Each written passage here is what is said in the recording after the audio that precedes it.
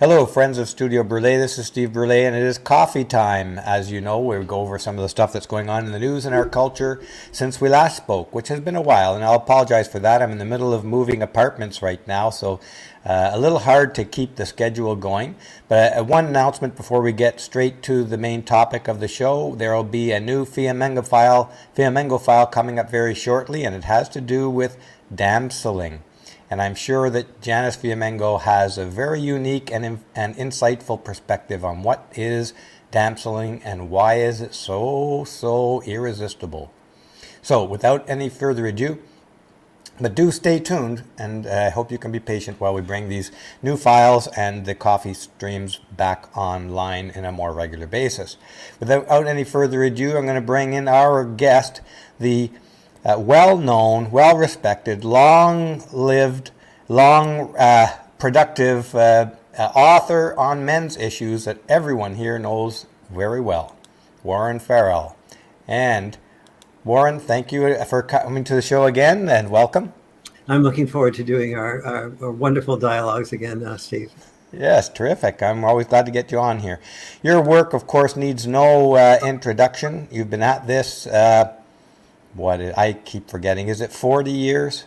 It's, let's see, since 1969. So that's 51 years. 52 years, yeah. 52 years. That's a long time to be in this work. And you really switched over to, became, just for those who don't know this for sure, with just a brief background, you got on the bad side of our mainstream media through criticizing topics that feminists hold dear and true to their hearts. Well, yes, that's accurate, and probably even more sort of revealing is that I was on the board of directors of the National Organization for Women in New York City for 3 years and spoke all around the world on women's issues. And one of our broadcasts before, I shared with you how that began to start disintegrating when I began to discover how important fathers were, and brought that up to the board of directors of the National Organization for Women in New York City, and received a less than receptive response because they said a lot of NOW members were communicating with them about the fact that after divorce, they wanted the option to be fully involved with the children if they felt that that was best for the children, and to start their life over again, and so on. And the more I found research that was discovering that children who do best with both parents, I said, what are we after here? Political advantage or children's optimal lives? And that was a very embarrassing and too confrontive a question. And there was a lot of silence and reminding of me that my income, which was very substantial in speaking around the world on feminist issues, was almost all as a result of recommendations of various feminists.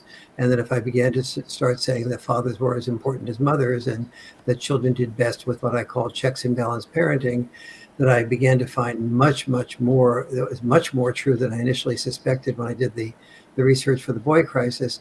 Then that's when it was made very clear to me that that a much cooler, let us say, approach would be taken toward me if I were advocating for children to have both parents in their lives, as opposed to single mothers or mothers of divorce being able to have the choice.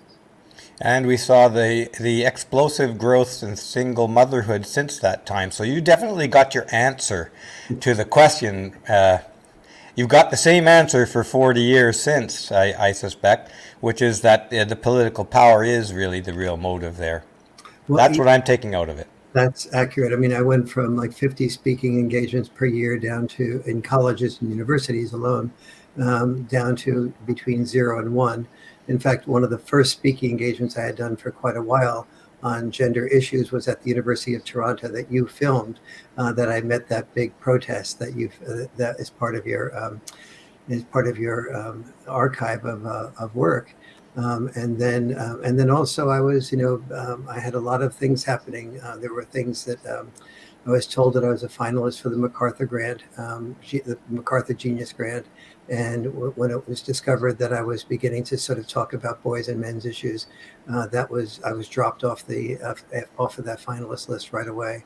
The same with the Ford Foundation. These are things I didn't even apply for. but there were things that were happening to me just because I was a feminist advocate. I was on virtually every TV show, the Oprah show multiple times, and and so on. And the second, well, not the second, but as I started building a reputation for talking about the importance of boys' issues and men's issues, as well as girls' and women's issues, I've always been an advocate for the expansion of women's options in life, not rights, but options in life. I don't feel when we our parents never had rights; they had responsibilities and obligations, and both female and male parents. And so I like to talk about that as it's valuable to have rights, but as long as it's a balance of rights that men and women have, and it's mostly that we want to be able to have both of our sons and our daughters have options that we had never had historically before, so that the real issue is not a women's movement blaming men or a men's movement blaming women, but a gender liberation movement in which we get rid of the rigid roles of the past and have the option of more flexible roles for our future, which means that men and women who are conservatives and traditional, they are not shamed for being that, and that women and men who are more liberal and want to try roles that are not normally traditional, that they are not shamed for developing roles that are enhanced by their personality. Yeah, and we haven't gone down that road at all. In fact, we're heading in the opposite direction. If the indicators on campuses are any indication, with boys having their presumption of innocence, for instance, taken away in cases of accusations of sexual assault and so on. This is one of there were two major executive orders signed by President Biden in this past week. On International Women's Day, he signed both of them. One was for a gender policy council, White House Gender Policy Council, that focused on the issues of only women and girls.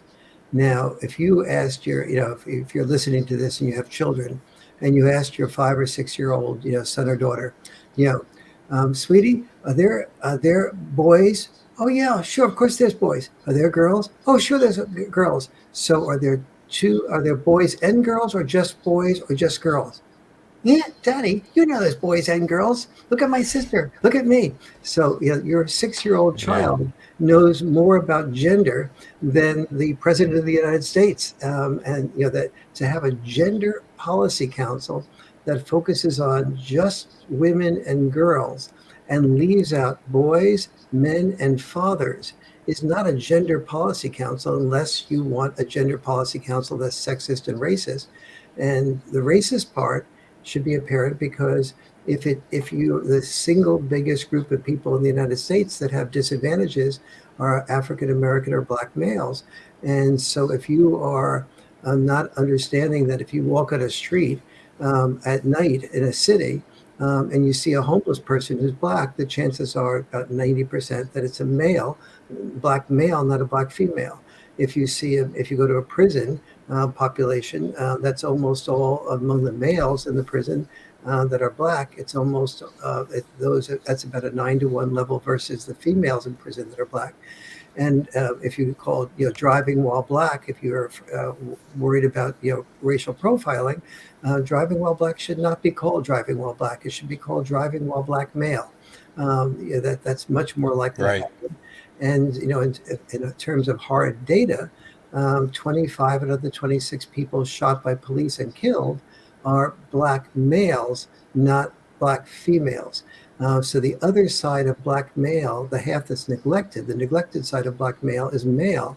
And by leaving males out of the Gender Policy Council, we have a significant problem, which is that's a racist policy as well as a sexist policy. So you have the sexism exacerbated by racism, or the racism exacerbated by the sexism. And I try to communicate with Jen Klein about this. Jen Klein is the co-chair of the Gender Policy Council, and she was very polite and responded to me multiple times, and but made zero movement on the issue of incorporating boys and men, just saying in general that President Biden cares about boys and men, but there's no evidence of that. And then the White House the press conference, I watched the whole thing live. The press conference introducing the White House Council on the Gender Policy Council made all references to women, girls. It was held on International Women's Day, and everything about equity was followed by or preceded by women and girls. And so it was really a mind-numbing blindness to the 50 developmental challenges that boys without dads particularly have, that I document, so I hope so clearly in the Boy Crisis book. Great points, Warren. And before we get to the little clip that we have online of you in Fox News, we'll just play that, and it'll be a lead-in for a deeper discussion onto this this policy here. Why don't we jump to that clip right now? Sure. Is that good? Yeah, sure, Okay. absolutely. Just bear with me. And folks, in the comments, let me know if the sound is coming through okay. I have not used this particular method for showing a clip live streaming yet. So have a look at this clip and let me know if the sound is or is not coming through. Whoops, 1 second here. Well, Let me pause that and get it back. Put it on full screen for you.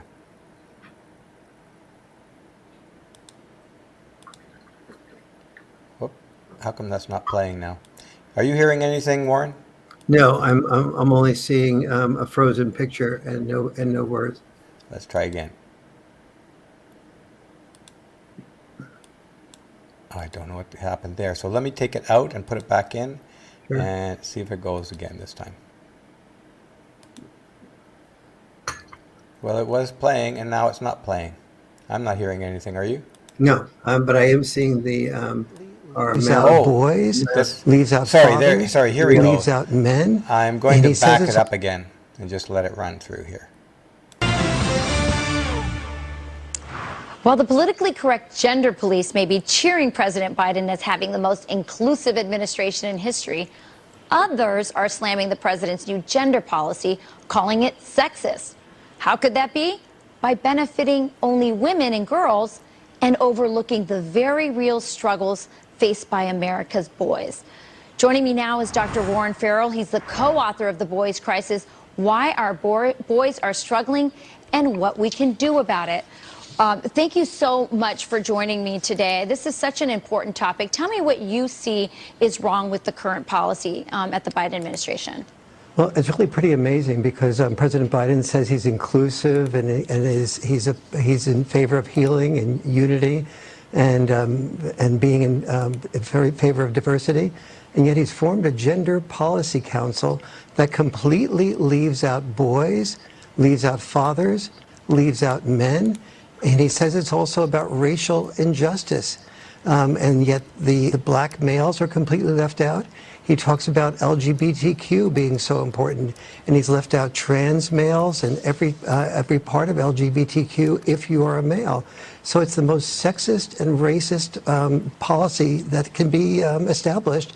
And that's one thing if you are just establishing sexist policies, but if you're claiming to be in favor of unity and healing, that's not a good combination.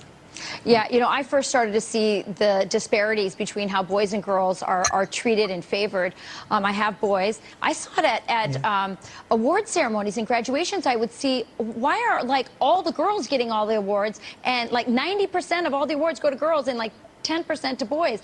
What is that about? Is it that we're teaching to girls' strengths? Is it that we're not teaching to boys' strengths? What's happening there? It is partially teaching to girls' strengths. Girls are much better about sitting. Boys need to be doing all the things that we talked about, that you just talked about a few minutes ago, about are very powerful in COVID. Boys don't have as many social, emotional skills, and they are much more productive when they're doing physical activities. So that's part of it. And so but boys are also having enormous problems when there is fatherlessness. Yes. When It's a crisis. When I submitted my proposal for the boy crisis, I outlined 10 causes of the boy crisis, and then I found that every cause came back to fatherlessness being more important than any other cause. When a boy grows up in a female-only home and goes to a female-dominated school, that's a problem. When a boy grows up with a very active father and mother and goes to a female-dominated school, that's a very minimal problem. Yeah, no, you're absolutely right about that. We have left boys behind, and we're not talking about fatherlessness, which is the cause of so many other problems in our society. I think you bring up a great point. And by the way, doing right by our boys, raising strong boys means raising is good for girls who want strong men. So again, Dr. Farrell, this is so important. Thanks for bringing it up to us, and I hope people will read your book. Oh, thank you very much. All right. So that is the clip, and she brought up an issue there. 90% of the awards goes to girls in high schools, and I when she said that, I remembered I went to my son's high school graduation 5 or 6 years ago, and it was unreal weird in that you saw girl after girl. They had something like 125 awards at that high school graduation ceremony, and I think about 8 or 9 of them went to boys. They were like, most likely to get into engineering, highest math score, all of those kinds of awards went to boys, but there was only 8 or 9. And there was 115 almost awards to girls. It was this nonstop procession. Yeah. And what really stood out, Warren, was the girls were all perkied up and ready and excited at the front, and the boys were kind of at the back leering like this, when is this going to be over? This is really not my party. What am I doing here? It was as clear as black and white. Yes. Clear. You're absolutely right. And then you had mentioned 2 things before that. One about the due process and the whole thing that's happening there. And the second executive order that President Biden signed was an executive order that is being set up to reverse the due process that the Trump administration had created for boys as well as girls if they're accused of sexual harassment. The basic belief of the Obama administration was that started from the assumption that when a woman says she's been sexually harassed, she is to be believed. That's number one. Number two is we don't want her college career to be disturbed or upset to a greater degree than her experience of sexual harassment by having to be cross-examined or by either the male she accused or the lawyer of the male that she accused. And so we want to, instead of having the normal, what's called due process, which is that you can never be accused of anything and convicted unless you are found guilty. That is, you're innocent until proven guilty, and that process, due process, involves being able to cross-examine your accuser. That was all taken away, but it wasn't just taken away by the Obama administration. Remember, President Obama taught constitutional law, so he knows what he's doing here. And that this is really unconstitutional to eliminate due process. But the way he got around it was to have the schools do the trial rather than the civil government do the trial. That's crafty. And then threaten the schools with the loss of federal aid if they did not accommodate. Now, this loss of federal aid may just be sort of like a sentence that just passed you by. But I live near Stanford University in San Francisco. Stanford University gets a significant amount of federal aid. Oh, significant amount? What does that mean?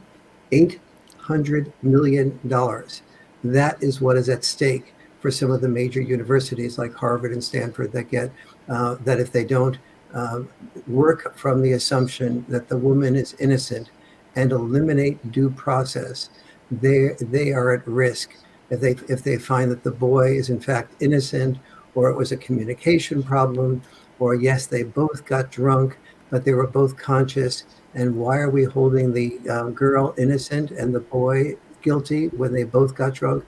So this is the executive order that of President Obama that was re-signed, that is being reestablished, and the ability of the OCR, the Office of Civil Rights, within the Department of Education, to begin to reinstate due process will soon be taken away. It's technically speaking being re-examined now, but it's being re-examined with the understanding that it will go back to the way that President Obama brought it into action.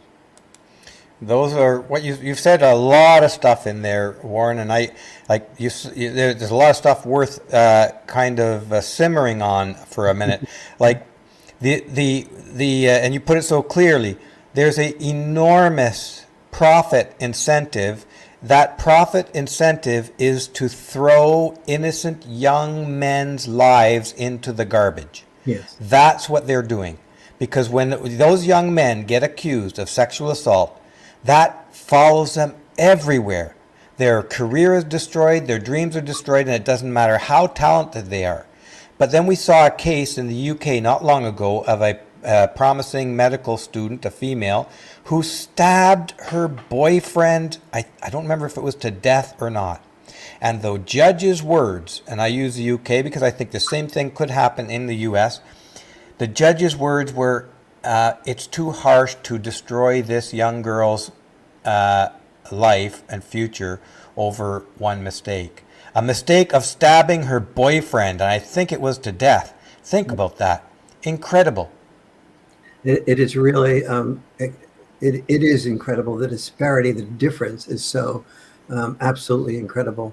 And this is, but the important thing is, remember, my background is on the board of NOW in New York City. I still care, always have cared about women's options and increasing our respect for women. And this, when we protect people, we protect children, we protect people who are inferior to us. And so when we overprotect women, we show a lack of respect for women, not an increased respect for women. So this is not helping women.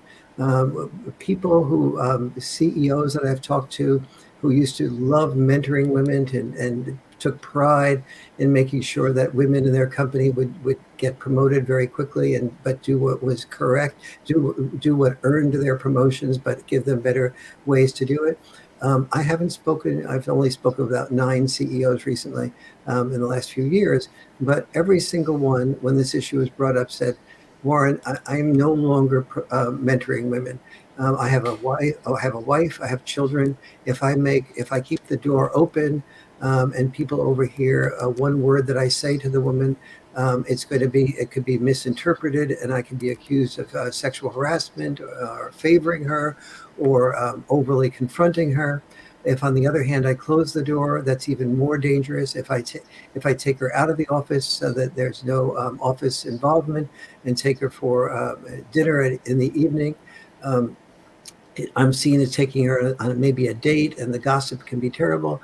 If she doesn't go as far as she hopes to go, which very few people do in life, she could blame me for not being helpful enough, or being misleading her, or suggesting things that were too much or too little. I just can't walk this tightrope. And so who are we hurting here?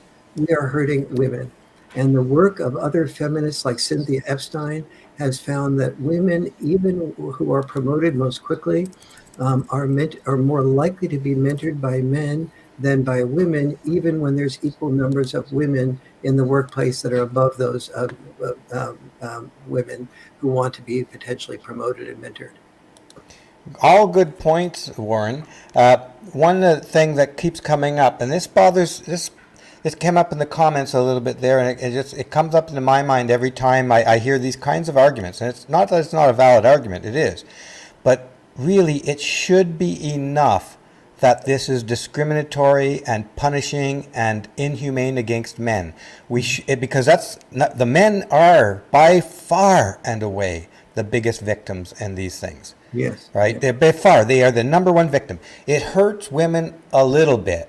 Mm-hmm. It hurts men 1,000 times more. Yes. So, but I understand where you're coming from when you explain how it also hurts women.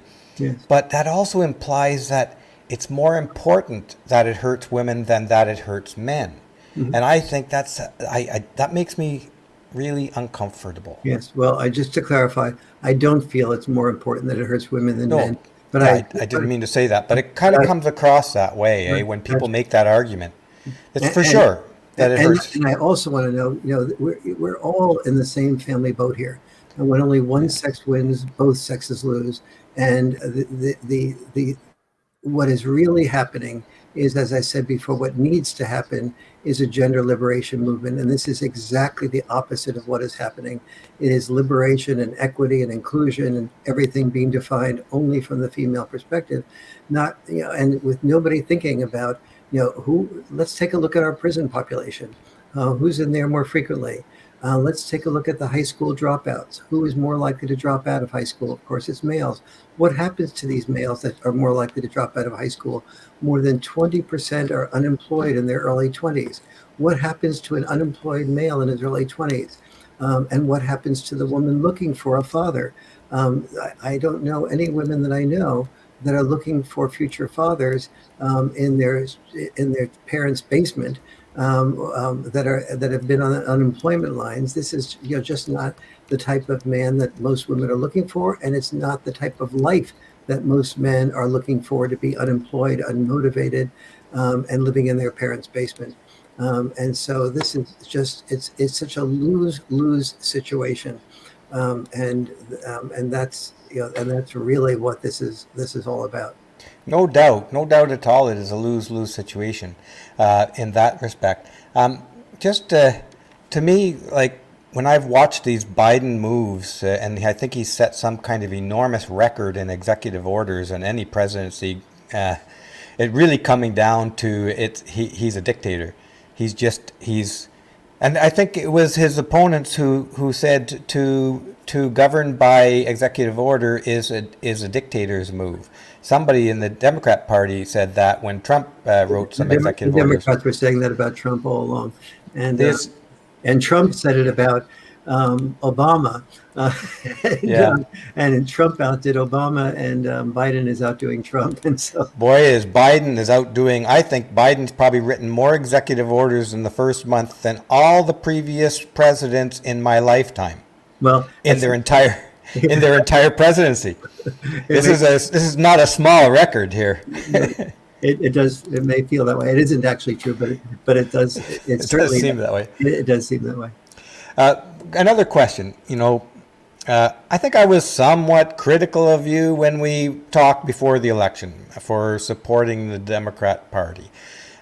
For reasons that the Democrat Party, it seems to me, has become the feminist party of the U.S. It's truly, totally, completely dominated by feminism, and it is implementing feminist policies, and feminism as a movement is the one single item that is behind all of the discriminatory actions against men and boys in our culture today. You would almost say that if we got rid of feminism, we wouldn't have to solve all these other problems. They might just go away. Do you regret voting Democrat? Probably. I feel I think, caught between a rock and a hard place, because when it comes to the issues that I spent my life working on, gender issues, there is no, when I was invited by the White House to brief them on the boy crisis findings from the boy crisis book, and there were 14 people sitting around there with me from the White House, the Department of Justice, HHS, Health and Human Services, and so on, and they were like unbelievably supportive. They every single one of them knew the importance of the family. Every single one of them knew the importance of fathers. The exact opposite spirit that I got with the board of now in New York City when I was mentioning the importance of fathers and the importance of family, and the importance of marriage. By the way, because marriage, I don't have a problem with a person being married or living together if it's if they don't have children.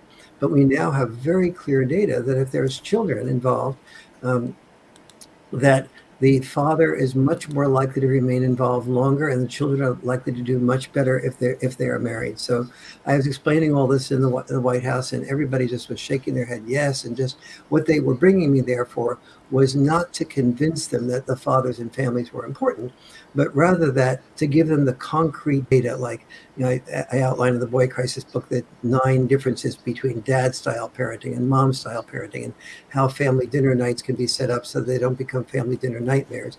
They were interested in those types of details. But the larger issue, the larger understanding of the importance of fathers and families was just, they were already there. And so it's But so. who were you speaking to at the White House there? This is I was speaking to about 5 people from the office of the executive office of the president, a couple of people from the Department of Justice, like Kate Sullivan, who is the deputy attorney general at the time, and the deputy principal. And this was during Trump's. This is during the Trump administration. Now, at Okay. the same time that this was happening, proving your point, at the same time this was happening, I had a PR person who was focused on mainstream media, one of the best in the country. I couldn't get anything on mainstream media, on CBS, NBC. CBS was very interested in doing a whole program on the Boy Crisis book. Anthony Lodato was going to produce it. Tony DeCoppola was going to be the moderator. And then as they looked more deeply, somewhere there was tension in the ranks, and the whole program was dropped. You haven't seen anything on CBS News Sunday morning about that. That type of thing happened with almost every type of media. The New York Times, when I was on the board of Now in New York City, every single thing that I wrote for the New York Times, half of them were requested of me. The other half were published. Nothing that I wrote was not published. Since I've started supporting boys and men's issues, I've had 28 out of 29 op-eds have been rejected. The only op-ed that was accepted was one where Michael Lewis had interviewed me when I ran for governor, and he recommended me to his op-ed person at the New York Times, and that was the only exception to the rule.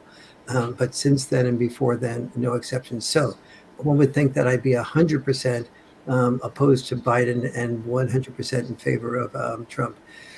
What prevented me from from still feeling caught between a rock and a hard place is that when it comes to issues like the environment, I am very much in favor of alternative resources being combined with traditional resources, and I feel Biden pushes much more in that direction.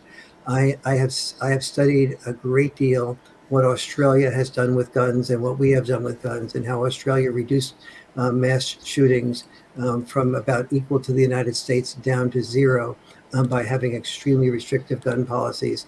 And I have come to advocate for that. And I know that's where Trump administration people or Republicans, as a rule, tend to disagree with me. And so that's what I mean by I'm caught between a rock and a hard place. The things I care most about, Biden is, in my opinion, in Neanderthal mode, but really he's not in Neanderthal mode. He's in he is caught by the politics of the people who supported him to get him to be president, which included feminists and the black community, and now he's taking a totally feminist approach.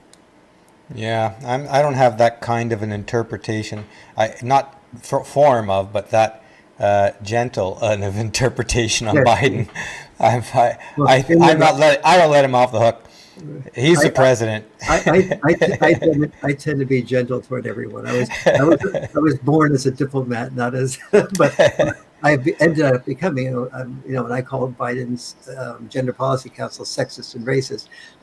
Those are not the words of a diplomat. No, that's strong stance. Although sometimes even diplomats have to take a strong stance. Absolutely. But your life's work, your entire life's work, and this is a huge and important body of work, and all of your life's focus has been on gender equality, which by default means being concerned about men's and boys' issues, because those are the ones that are truly in disrepair and dire need of support today.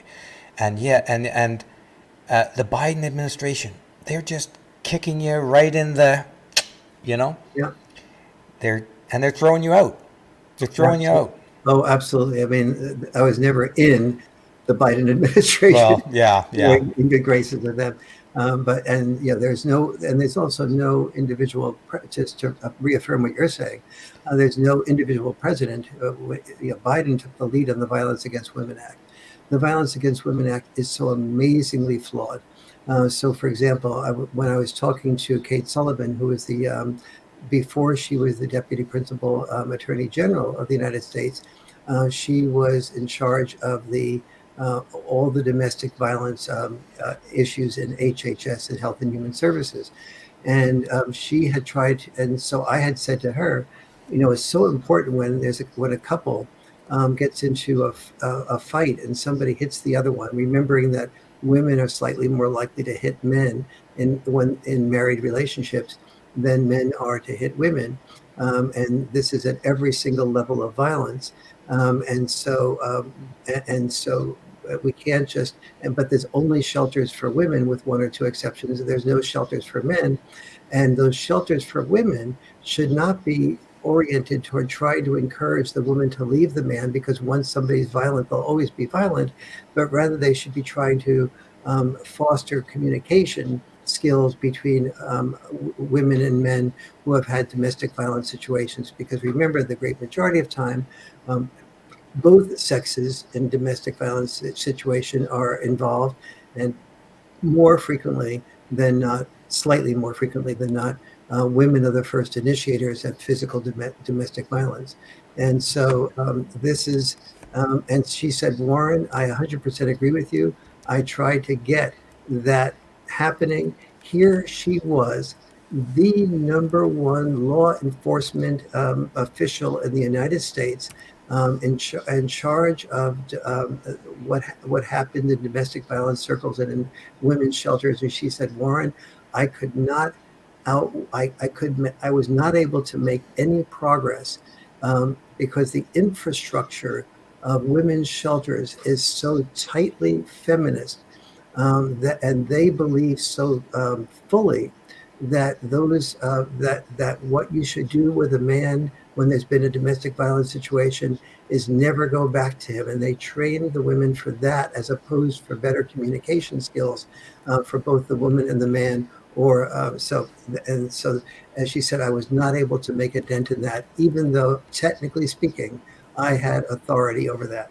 And so that is how, and President Biden, he built his reputation on taking the lead in the Violence Against Women Act and creating women's shelters, not shelters for both men and women, not communication skills to help people learn how to avoid the escalation that often leads to domestic violence. And so he has been extremely destructive, and now I am using his destructiveness to speak out fully and clearly against that. And sometimes in the nature of politics, things when things swing to one extreme, people begin to start seeing how destructive that is as a result of the extreme happening. And so I'm hoping that all of the people listening here will participate in this process. Do not leave it to me to be your leader. Leave it to yourselves to become leaders, to write to your Congress person, to write to both of your senators, to get involved with creating state commissions. Make it politically unpopular for people to take to take a stance that follows what the Biden administration is leading. Well said, Warren. So, what are you working on right now? You're promoting your book, The Boy Crisis, right? Well, yes and no.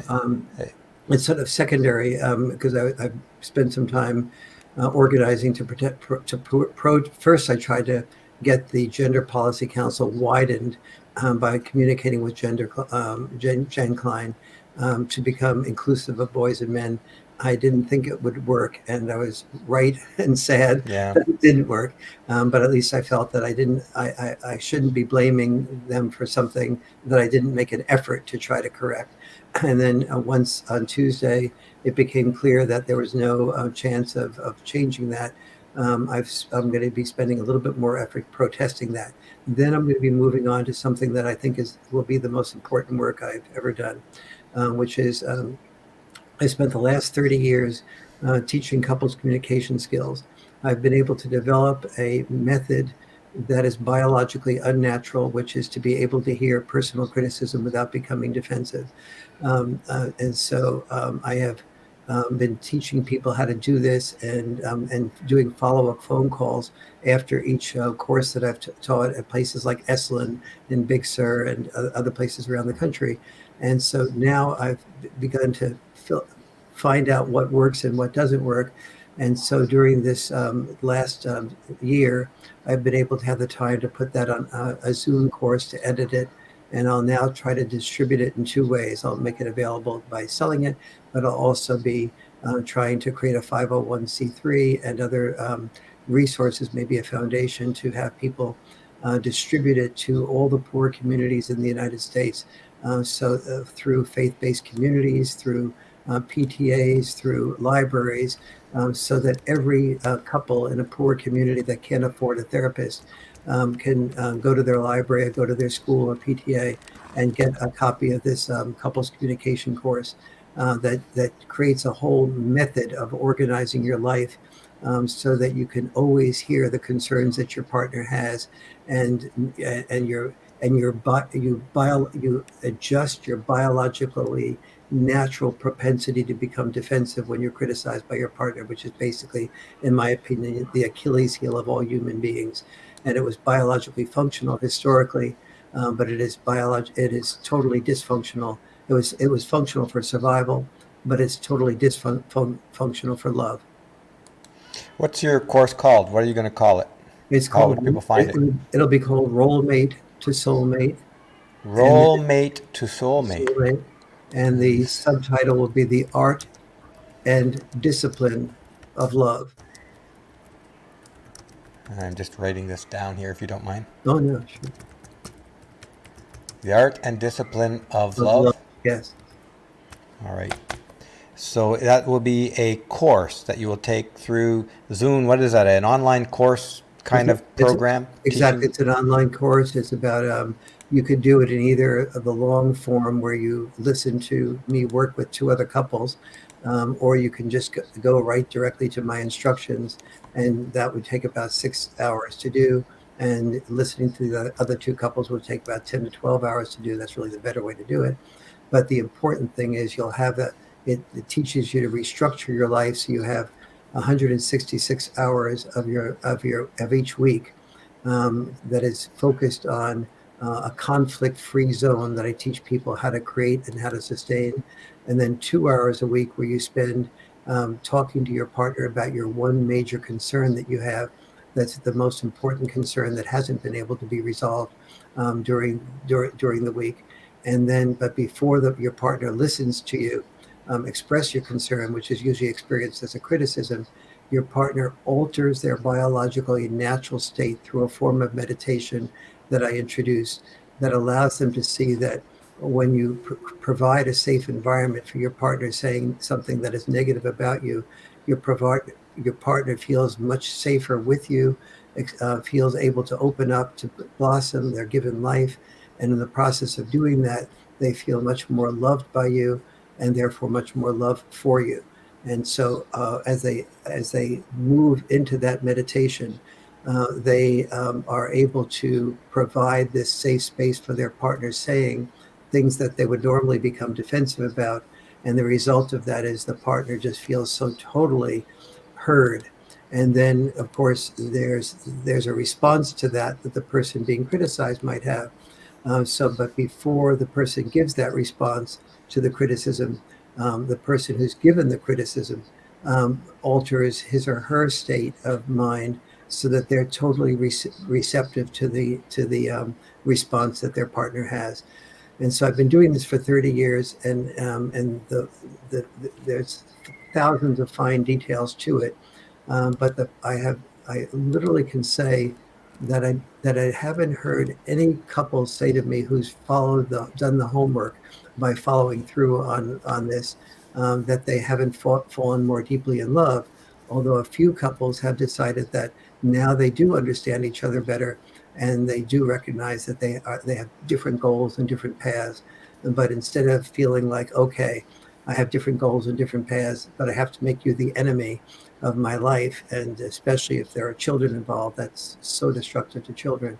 They can communicate effectively in front of the children, and the children therefore don't enter their life feeling that I'm afraid to get married because I'm afraid to destroy my partner, and my partner to destroy me, like I saw my parents do.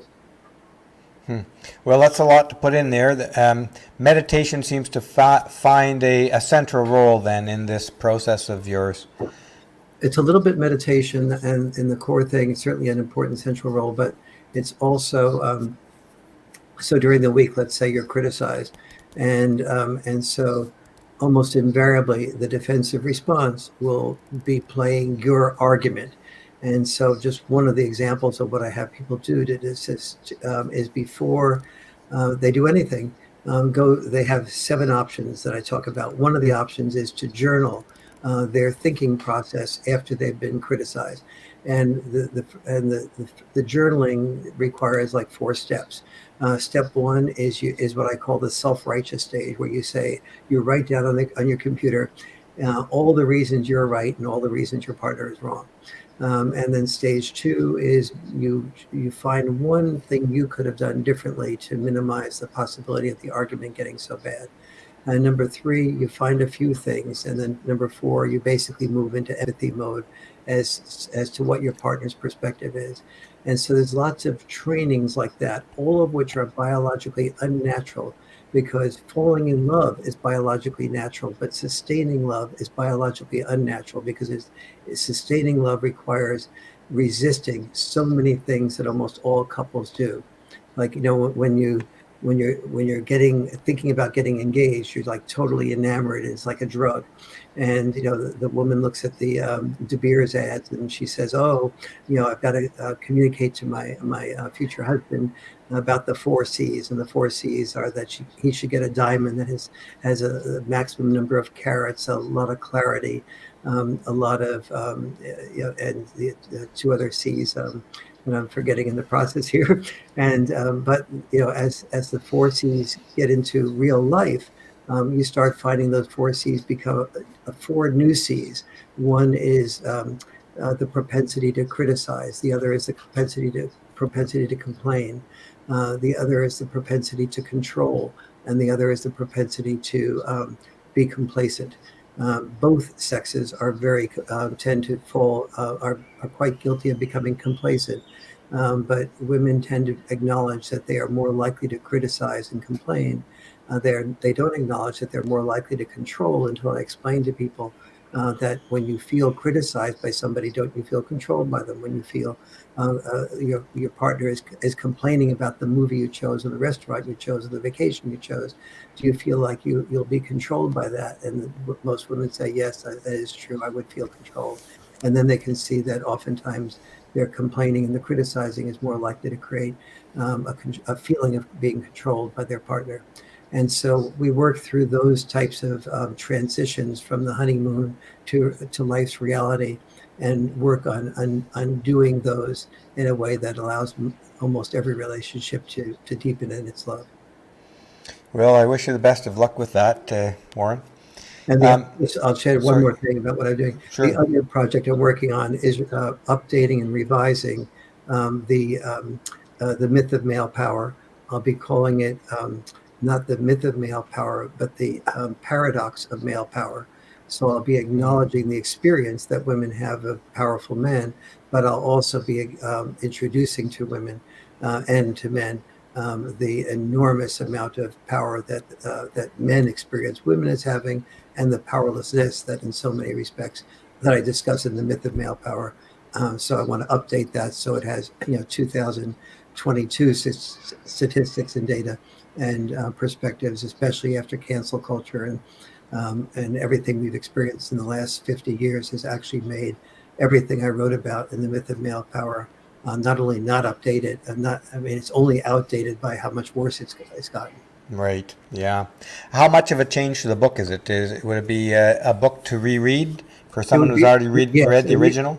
It would be a book to reread because you, in communicating with other people about it, I'll be able to help the reader understand how to communicate these extremely tough messages to people in their lives that would otherwise think that they're just women haters and dismiss them.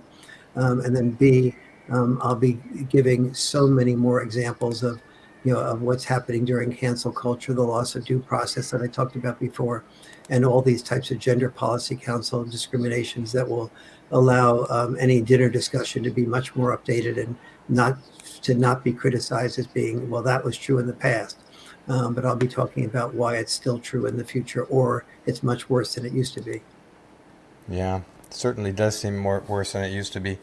I mean, I remember in 1984 seeing the direction of things moving in affirmative action and whatnot in industry, thinking, well, certainly they're not going to be discriminating against men in order to promote women's careers. I thought this would probably be a fad that'll be over in 1 or 2 or 3 years.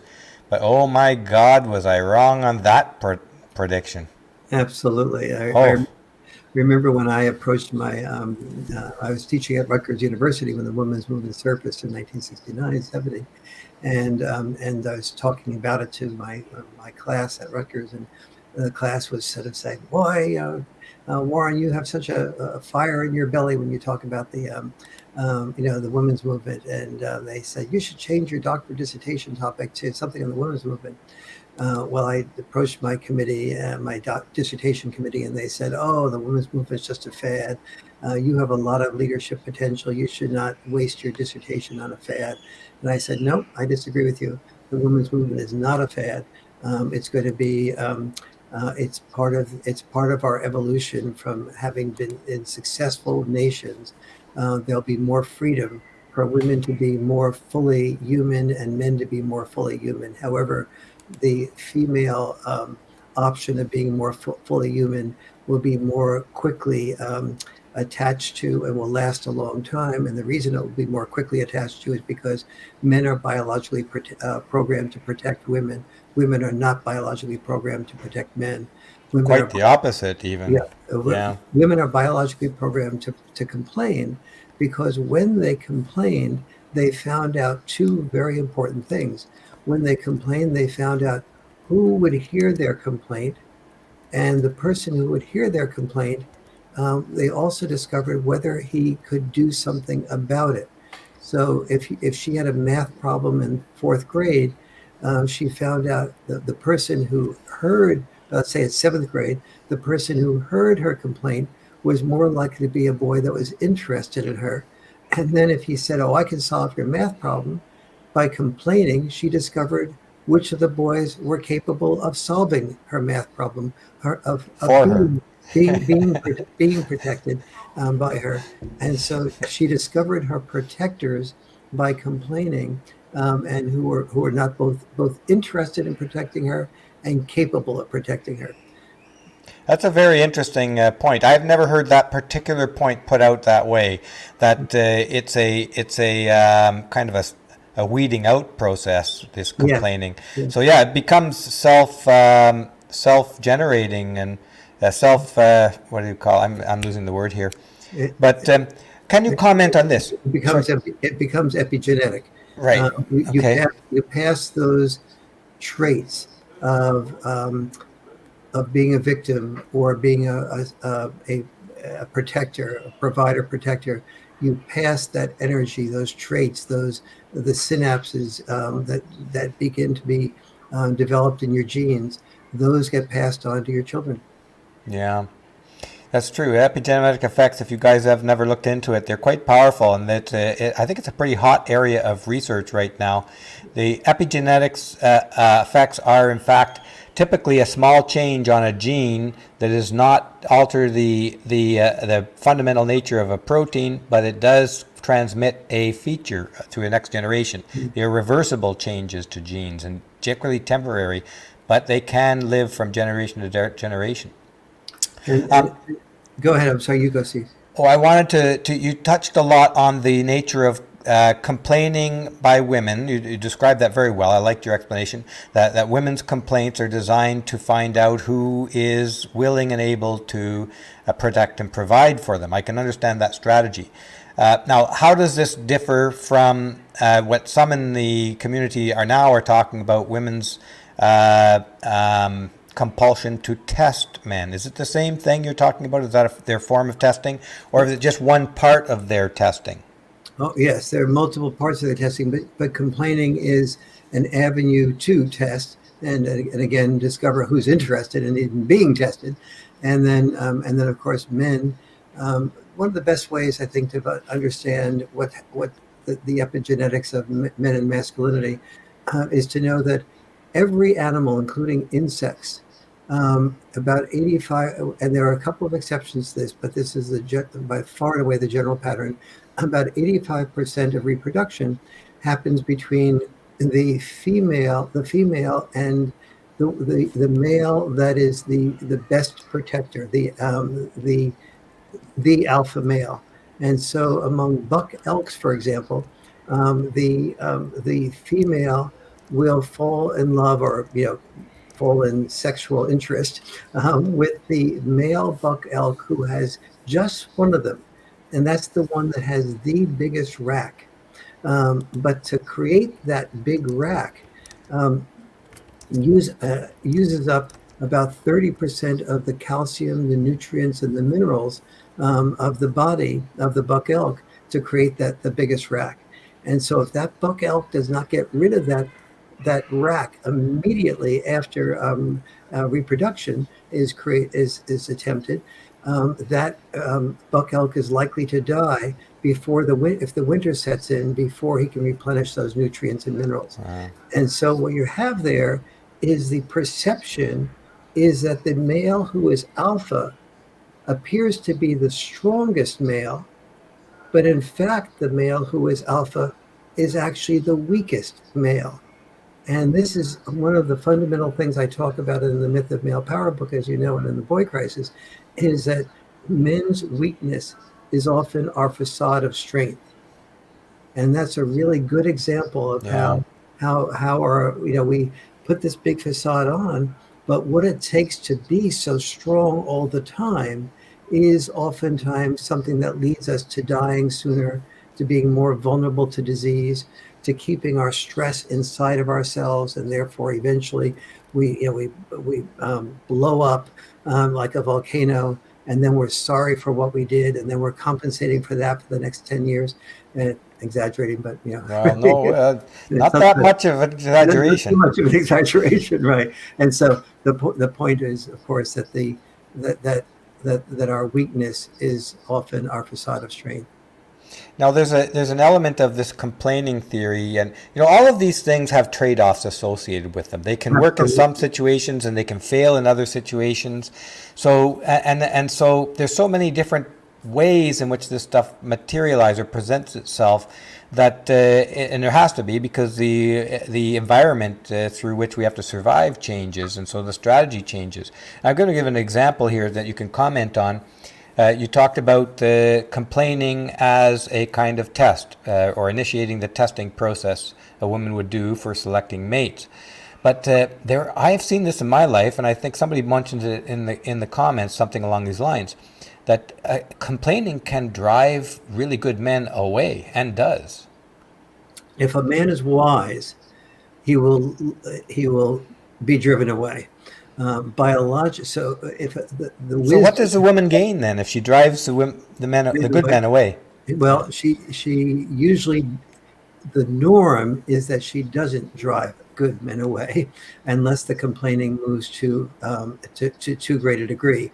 But a very high percentage of men are when they see a complaint, and so let's say a woman is saying that you go out on the first date and the woman is saying, "Oh, my last husband, he was abusive," and that type of thing.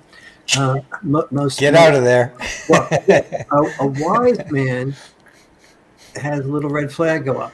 But Uh-huh. but many men who are not, who don't, whose wisdom has not been more powerful than their biology, think to themselves, "Oh, I'm so sorry. That's so sad," and then thinks to themselves, "I'm going to be different from that, and I'm going to show her how I'm going to be different.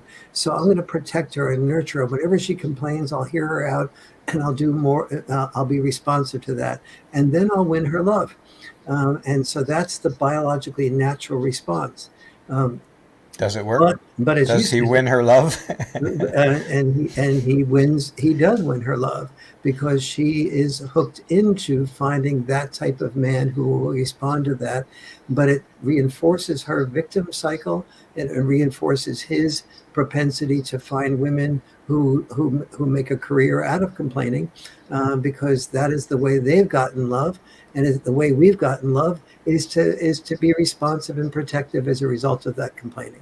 And that's one of the reasons the women's movement has been so successful, is because when women complain, we men, not you and I, but most men compete to protect women. And so the legislation has Violence Against Women acts, but not Violence Against Men Act. Whereas when men complain, it's like, for a woman is programmed to fall in love with the biologically alpha male. And so when a man complains, for a woman, it feels like fingernails scratching on the chalkboard. And her biological response is she doesn't fall in love with a whiner. A complaint feels like whining. She does not fall in love with whining men. She falls in love with alpha men. Does So she even see him as a man when she's she complaining? sees him as A lesser man. a lesser man. Yes, exactly. A physical man, but not a man she'd be interested in. And there's so many thousands of examples of this. Lois Lane had zero romantic interest in Clark Kent. But as soon as he put on his uniform and started flying around saving people, she fell in love with him. And then when she fell in love with him, she thought of herself as being helping him become emotionally intelligent by encouraging him to cry. But she was not interested in his crying until she found out he was a protector first, and an all-powerful protector. And you see this over and over again: women falling in love, not with the officer and the gentleman, with the officer and the gentleman, but not the private and the pacifist. No. And yet, feminists will blame men for causing the wars. Well, feminists blame men for everything. Everything. If it rains on their birthday cake, it's men's fault. Yeah. So let's move on, because I think we should be wrapping up shortly. Yes, I'm going to end up with just one more question for you today, Warren. And it's a question I think that's on a lot of people's minds in our movement.